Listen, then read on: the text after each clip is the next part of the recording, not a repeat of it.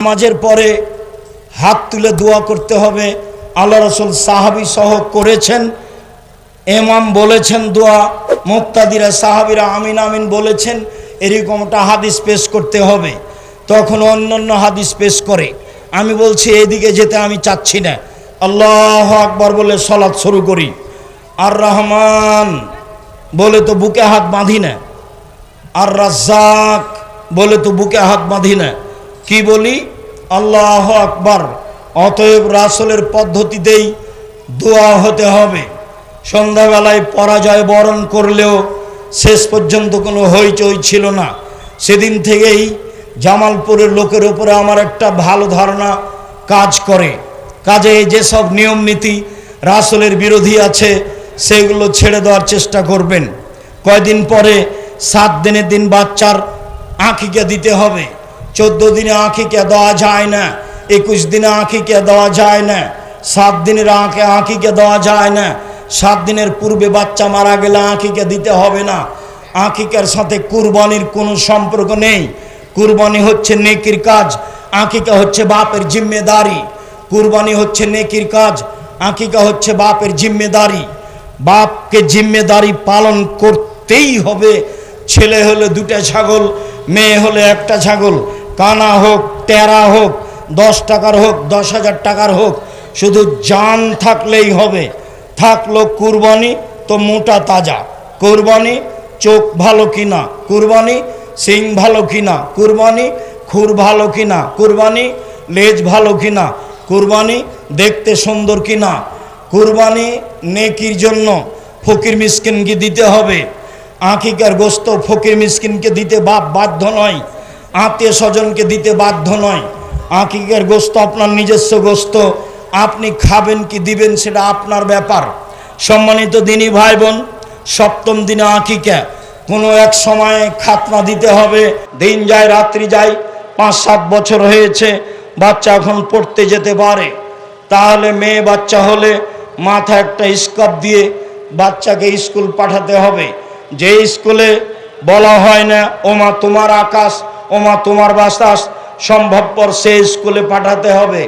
দিন যায় রাত্রি যায়, বাচ্চার বয়স হয়েছে 7 বছর, তাকে সলাতের জন্য বলতে হবে। দিন যায় রাত্রি যায়, বয়স হয়েছে 15 বছর, তাকে সলাতের জন্য বাধ্য করতেই হবে যে কোনো মূল্যে। রাসূল সাল্লাল্লাহু আলাইহি ওয়াসাল্লাম বলেন, মান ওয়ালাদালাহু ওয়ালাদুন ফালইহসান ইসমাহু। তার যদি ছেলে মেয়ে জন্ম নেয়, 1 সুন্দর নাম রাখতে হবে, 2 আদাবাহু সুন্দর শিষ্টাচার শিখাতে হবে, 3 বড় হলে বিবাহ দিতে হবে, 4 বড় হয়ে যায় যদি বিবাহ না দেয়, এই ছেলে মেয়ে যদি কোনো পাপ করে সেই ছেলে মেয়ে তার পিতা পাপ সে পিতার হবে। সম্মানিত দিনী ভাই বোন, আমরা আলোচনার একটা পর্যায়ে এসে শেষের দিকে চলে আসলাম। এই ছেলে একটু থামো। সম্মানিত দিনী ভাই বোন, আমি জানি না আসলে আপনার পরিবার ভালো নয় কেন। আমার তো মনে হয় যে আপনি ভালো নন, সেই জন্য পরিবার ভালো নয়। আমি তো কোরআন হাদিস অনুপাতে এটাই বুঝি যে আপনার ছেলে মেয়ে ভালো নয় কেন, আপনি ভালো নন সেই জন্য। আপনার চরিত্রের ঠিক ঠিকানা নেই, আপনি মাথায় টুপি দিয়ে দোকানে বসে আড্ডা পিটেন। অথচ আমি 90 সাল থেকে বলে আসছি 4টা জিনিস করতে হবে। 1 5 ওয়াক্ত সালাত, 2 হালাল রুজি, 3 কোরআন তেলাওয়াত, 4 আড্ডা পিটা নিষেধ। দোকানে বসে গল্প করবেন, ল্যাংটা মেয়ে নাচবে, এ হলো একটা আড্ডা পিটা। আর একটা বড় মোবাইল নিয়ে ল্যাংটা ছবি দেখে ঘন্টার ঘন্টা সময় কাটাবেন, এ হলো আড্ডা পিটা। যদি ছেলে মেয়ে এরকম আড্ডা পিটার সুযোগ পাই তাহলে এই ছেলে মেয়ে ভালো হবে না। আল্লাহ রাসূল বলছেন, এতাহারাজুনা তাহারুজাল হেমারে, সমাজে জেনা বেশি হবে, অশ্লীলতা বেশি হবে। এমন কি খোলা মাঠে গাধা যেমন গাধীর সাথে মিলে লজ্জা বুঝে না, ষাঁড় যেমন গাভীর সাথে মিলে লজ্জা বুঝে না, মানুষ তেমন খোলা মাঠে জেনা করবে, লজ্জা বুঝবে না। সেই সময় চলে এসেছে। অতএব আপনাকে খাস করে বলছি, আল্লাহ রাসূল আপনাকে দায়ী করেছেন আর আপনার স্ত্রী দুইজনকে দায়ী করেছেন। একবার খাস করে আপনাকে বলেছেন আর একবার খাস করে আপনার স্ত্রীকে বলেছেন। দুইটা হাদিস, একটা আপনার জন্য খাস। চারটা কারণে: এক, আমার স্ত্রী যেন আমার বোনদেরকে বিদ্যা শিখাতে পারে। দুই, আমার স্ত্রী যেন আমার বোনদেরকে শিষ্টাচার শিখাতে পারে। তিন, আমার স্ত্রী যেন আমার বোনদেরকে পরিপাটি করে সাজগোজ করে রাখতে পারে। চার, আমার স্ত্রী যেন আমার বোনদেরকে পাহারা দিতে পারে। মা মানে পাহারাদার। অতএব আপনার যে ক্ষতি ঢুকেছে পরিবারে, আপনার কারণে ঢুকেছে, আপনার স্ত্রীর কারণে ঢুকেছে। আমরা কথা বলছি, আপনার ছেলে দোকানে বসে আড্ডা পিটছে, জিনিস কিনছে, এর জন্য আমি দায়ী না আপনি দায়ী? এর জন্য তো আমি দায়ী নই, এর জন্য আপনি দায়ী। জবাব আপনি দিবেন। সম্মানিত দিনী ভাই বোন, আবু বকর সিদ্দিক রাদিয়াল্লাহু তাআলা আনহুর মতো পরিবারকে কন্ট্রোল করার চেষ্টা করেন যে কোনো মূল্যে। রাসূল সাল্লাল্লাহু আলাইহি সাল্লামের পদ্ধতি অনুযায়ী পরিবার বাস্তবায়ন করার চেষ্টা করেন। আল্লাহ আপনাদের তৌফিক দান করুক, আল্লাহুম্মা আমিন।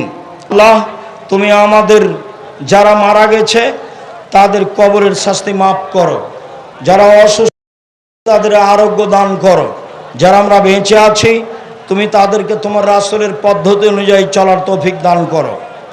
সবাই বইগুলি সম্ভবত আমার হাতের ডানে আছে, সবাই নিয়ে যাবেন, কেউ খালি হাতে যাবেন না। আমার দিনী বোনদের বলে যাচ্ছি, আদর্শ পরিবার আর আদর্শ নারী আপনার জন্য লেখা আছে। আমি একজন কলেজে পড়ুয়া একজন ছাত্র। আমি আমার ভাবির সাথে 100 বারের বেশি জেনা করে ফেলেছি, এখনো জেনা বাদ দিতে পারছি না। এখন আমার করণীয় কি? এবার তোমরাই বিবেচনা করো। এই কথা তো সত্য। রাতে উঠে কান্নাকাটি করো আল্লাহর কাছে। একবার পা পিছলে গেলে সেখান থেকে ভালো হওয়া খুব কঠিন। তোমার ভাবিকে হত্যা করে মেরে ফেলা ছাড়া পৃথিবীতে আল্লাহর আর কোনো বিধান নেই। তোমার ভাবি এত বড় পাপী, তোমার চরিত্র তুমি নিজেই বুঝছো। অতএব যুবক যুবতী যারা এখানে আছো, সাবধান, এই কথা যেন তোমাকে সংশোধন করে। আল্লাহ তোমাকে হেফাজত করুক, আল্লাহুম্মা আমিন। আমি মনে করি আল্লাহ তাআলা মাফ করবেন, কিন্তু আল্লাহ তাআলা কি আসলেই আমাকে মাফ করবেন? তওবা করো, কান্নাকাটি করো, মাফ করবেন তোমার বলা অনুযায়ী। শাইখ কথায় আছে, যার চরিত্র যেমন হবে তার স্ত্রীর চরিত্র তেমন হবে। না, এই কথা ঠিক নয়, এই কথা ঠিক নয়। তুমি খারাপ, স্ত্রী ভালো হতে পারে, তুমি ভালো, স্ত্রী খারাপ হতে পারে। কিছু ইসলামিক দলেরা বলে আমরা গণতন্ত্র থেকে কুফরি বাক্যগুলো মানি না। গণতন্ত্র তো খ্রিস্টান আব্রাহাম লিঙ্কনের তৈরি, এর তুমি কোনটা ছাড়বা আর কোনটা রাখবা? এ আবার কেমন বুদ্ধি তোমার?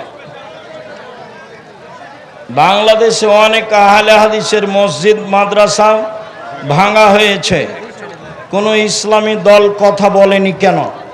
আব্দুল্লাহকে জানায়ও, গেলে তোমাদের সমাধান করে দেবে ইনশাআল্লাহ।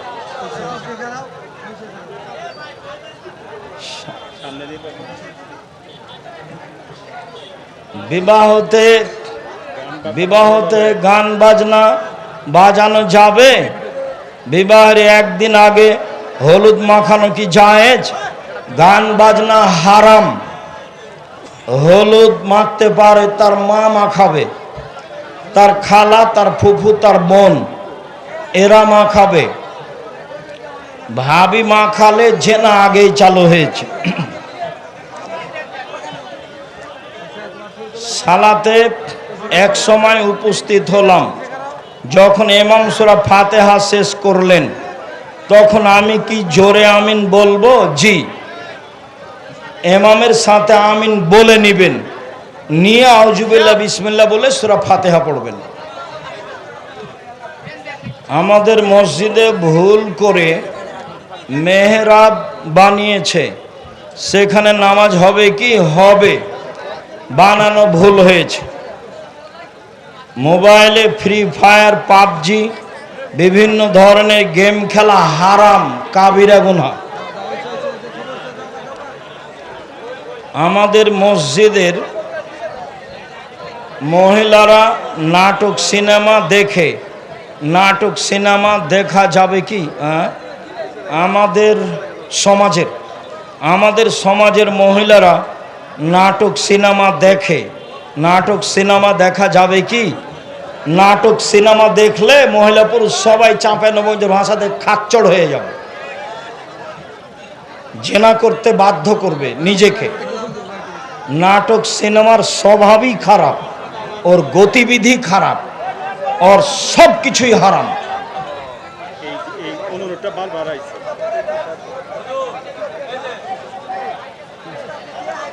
আমাদের সমাজের মানুষ তাহাজ্জুদের সালাত কি 2 রাকাত পড়া যাবে? জি, যাবে।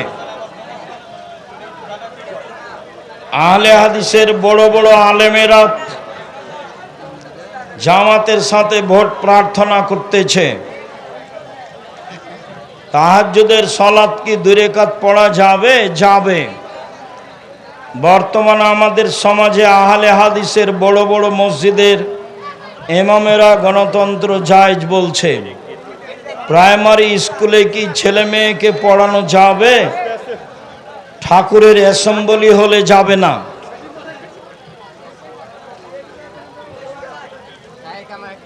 বোর্ডিংয়ের কাজের জন্য আপনার মাদ্রাসা গিয়েছিলাম, তখন আপনি ব্যস্ত থাকার কারণে কথা বলতে পারিনি, যার ফলে চলে এসেছি। বাবুর্চি রুবেল বলেছিল লোক বেশি, এখন লোক যতই বেশি হোক আপনার কাছে অনুরোধ রইল, কাল আসো, দেখা করো, দেখি কাজে লাগানো যায় কিনা। আমি একটা মেয়েকে অনেক ভালোবাসি। আমি শহরের আমি জোহরের সালাত আদায় করে ঘুমিয়েছিলাম। ঘুম থেকে উঠে আসরের সালাত আদায় করেছি। আসরের সালাত আদায় করে আমি বুঝতে পারলাম আমার স্বপ্ন দোষ হয়েছে। গোসল করে ওযু করে আবার আসরের সালাত আদায় করো। প্রিয় শাইখ, জানাজায় যদি তাকবীর বাদ পড়ে তাহলে আমরা কি করব? সমস্যা নেই, বাদ পড়েছে, যা হয়েছে সালাম ফিরে দিতে হবে, এর সংশোধন নেই। আমরা জানি মৃত ব্যক্তি কবরে প্রশ্ন করা হবে, মৃত ব্যক্তিকে কবরে প্রশ্ন করা হবে। তাহলে যে ব্যক্তি আগুনে পুড়ে মারা যায়, ব্যক্তিকে কি হয়? আত্মাকে হয়। সব জব শাস্তি জিজ্ঞাসা উত্তর কাকে হয়? আত্মাকে হয়। এ বক্তব্য কয়েকবার দেওয়া আছে। বাড়ির পিছনে 2-2.5 হাত গর্ত করে কবর দেওয়া আছে, সেই কবর নয়। যদি সেটাই হয় তাহলে বাঘে খেয়েছে, তার কবর কোথায়? মরার পর থেকে বিচারের দিন পর্যন্ত এই সময়ের নাম হচ্ছে আলামে বারজাক, আত্মার জগৎ। আত্মাকে শান্তি দেওয়া হবে, শাস্তি দেওয়া হবে। মহিলাদের সালাত পড়ার সময় পায়ে মোজা দিয়ে সালাত পড়তে হবে? জি না, পায়ের উপর অংশ খুলে থাকবে, আসে যায় না, মুখ খোলা থাকবে, কবজি পর্যন্ত খোলা থাকবে। কালেমা তাইয়্যিবা লা ইলাহা ইল্লাল্লাহ মুহাম্মদ রাসূলুল্লাহ নাকি ওয়ান নাম মুহাম্মদ রাসূলুল্লাহ পড়তে হবে? ওয়ান নাম মুহাম্মদ রাসূলুল্লাহ পড়লে হাদিস হবে বুখারী মুসলিম।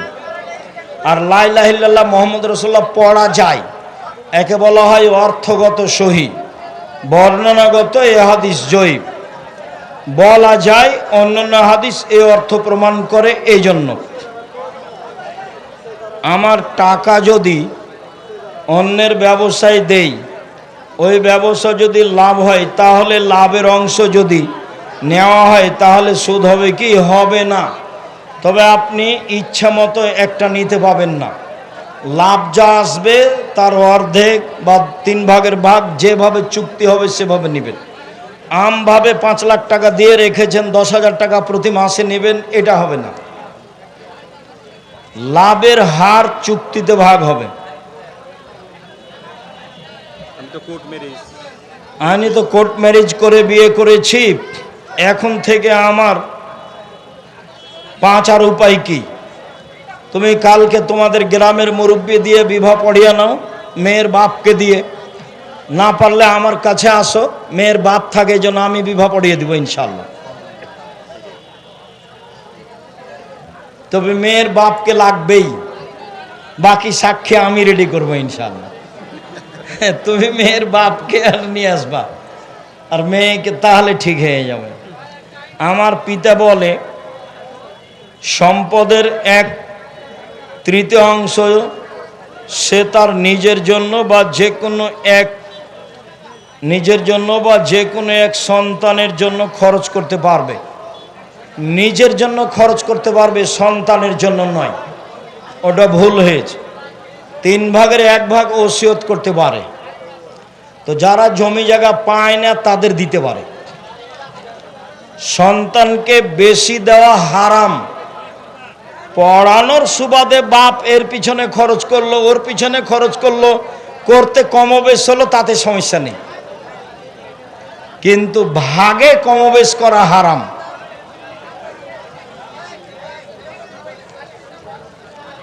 আসসালামু আলাইকুম। নামাজে কয়টি অঙ্গ দ্বারা সিজদা করতে হয়? 7টি। নাক কপালে 1, 2 হাত 3, 2 হাঁটু 5, 2 পায়ের বৃদ্ধাঙ্গুল 7। সিজদায় কোনো একটি অঙ্গ যদি উঠে যায় তাহলে কি নামাজ হবে না? নামাজ না হওয়ারই সম্ভাবনা, নেকি কম হবেই। হাত পা চুলকালে সিজদা থেকে উঠে চুলকাতে হবে। যদি বাতিল হয় তাহলে মসজিদে প্রবেশের পর বসার আগে 2 রাকাত তাহিয়াতুল মসজিদ নামাজ আদায় করা সুন্নাত। শুধু সুন্নাত নয়, করতেই হবে। যে কোনো সময়ে ঢুকলে বসার অনুমতি নেই। ওটা আল্লাহর ঘর। তুমি তো বলতে পারো না আল্লাহ আপনার ঘরে বসতে চাচ্ছি, বসতে দিবেন? এভাবে কি বলতে পারবেন? তা আল্লাহর ঘরে বসার অনুমতির পদ্ধতি কি? 2 রাকাত সালাত। আসসালামু আলাইকুম ওয়া রাহমাতুল্লাহ। মসজিদ, মাদ্রাসা বা অন্য কোনো ইসলামী প্রতিষ্ঠানে বিভিন্ন নির্দিষ্ট খাত থাকে, যেমন নির্মাণ খাত, শিক্ষক বেতন খাত, ছাত্র কল্যাণ খাত ইত্যাদি। যদি কেউ কোনো নির্দিষ্ট খাতে দান করে তাহলে সেই অর্থ কি অন্য খাতে ব্যয় করা যাবে? সে তার ব্যয় করুক, কিন্তু তার হিসাবে থাকবে যে এই পরিমাণ টাকা ওই জন্য আছে। চেষ্টা করবে ওই টাকাটা ওই খাতে ব্যয় করা।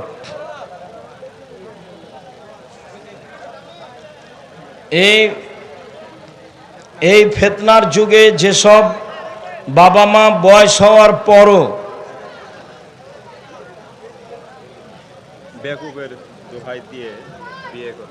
কিসের দোহাই দিয়ে? বেকারের দোহাই দিয়ে বিয়ে দেয় না, এগুলো হলো অযোগ্য বাপ মা। 24 থেকে 25 বছর বয়সে বিবাহ দিয়ে দিতে হবে, না হলে সব জেনার জিম্মেদারি তার বাপের উপরে, ছেলে মেয়ে সব। মেয়েদের বিবাহ দিতে হবে দেরি করে, তাকে ডাক্তার করতে হবে। বুদ্ধি আপনাকে কে দিয়েছে? আজ তো আপনাকে একটা সহজ কথা শোনালাম। টাকার পিছনে প্রায় সবাই খাটো। যখন কোনো কোম্পানি আপনার বড় ডাক্তারকে দিবে যে থাকলো ভাইজান 10 লাখ টাকা থাকলো আমার দিবেন, আমার ওষুধ, আমার কোম্পানির ওষুধ দিবেন, তখনই এমনি ঘায়ল হয়ে যাবে। কিসের আব্দুর রাজ্জাক সাহেবের বক্তব্য তুলে রাখো।